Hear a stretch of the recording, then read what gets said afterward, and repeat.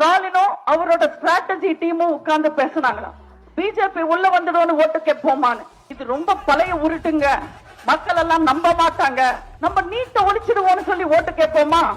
மக்கள் எல்லாம் ரொம்ப கேவலமா காரி துப்புவாங்க, பரவாயில்லையான்னு கேட்பான். நடிகர் கூட்டம் எல்லாம் தற்குறிங்கன்னு பேசி ஓட்டு கேட்போமா? உங்க மகன் உதயநிதி மட்டும் என்ன உப்பு சத்தியாகிரகம் பண்ணிட்டு அரசியலுக்கு வந்தாங்கன்னு கேட்பாங்க. அப்போ கனிமொழி அமிச்சு ஓட்டு கேட்போமான்னு அந்த அம்மாவை தூத்துக்குடியிலேயே உள்ள விடமாட்டேன்றாங்கன்னு சொல்லுவாங்க.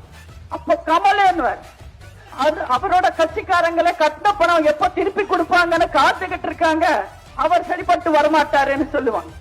அப்ப திரும்ப அவர் சொந்த கட்சிக்கு ஓட்டு போட வேண்டாம்னு சொன்னதுக்கு சொந்த தொண்டர்கள் காரி துப்புறாங்க. நம்ம உதயநிதி ஃப்ரெண்ட்ஸ் எல்லாம் வச்சு ஓட்டு கேட்போமா? எதுக்குங்க? போலீஸ் எல்லாம் போதை கேஸ்ல நம்மளையும் சேர்த்து வச்சுக்கிறதுக்கா? சரி, பிரேமலதாவை அனுப்பி ஓட்டு கேட்போமான்னு கேட்பாரு. 10 பைசாக்கு பிரயோஜனம் இல்லைங்க.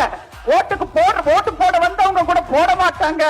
நம்மள கும்பிடுற குருசாமி ஓபிஎஸ் அமிச்சு ஓட்டு கேட்போமான்னு. அதுக்கு ஈய செம்பு பித்தளை செம்பு கூட கடையில கொடுத்தா ஒரு ரேட்டு போகுது, இந்த பன்னீர் செம்பு சுத்த வேஸ்டா இருக்குன்னு ஏற்கனவே கலாய்க்கிறாங்க. சரி, வைகோ அமிச்சு ஓட்டு கேட்கலாமான்னு அந்த மானசனையாங்க. அவரை வைகோன்னு யாரும் கூப்பிடுறது இல்ல, அரசியல் சைக்கோன்னு தான் கூப்பிடுறாங்க.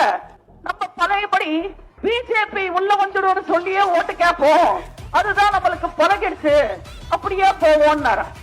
ஸ்டாலின் அதேதான் வராரு. இந்த தேர்தல் தமிழ்நாட்டுக்கும் டெல்லிக்குமான தேர்தல் சொல்றாங்க, கிடையாது.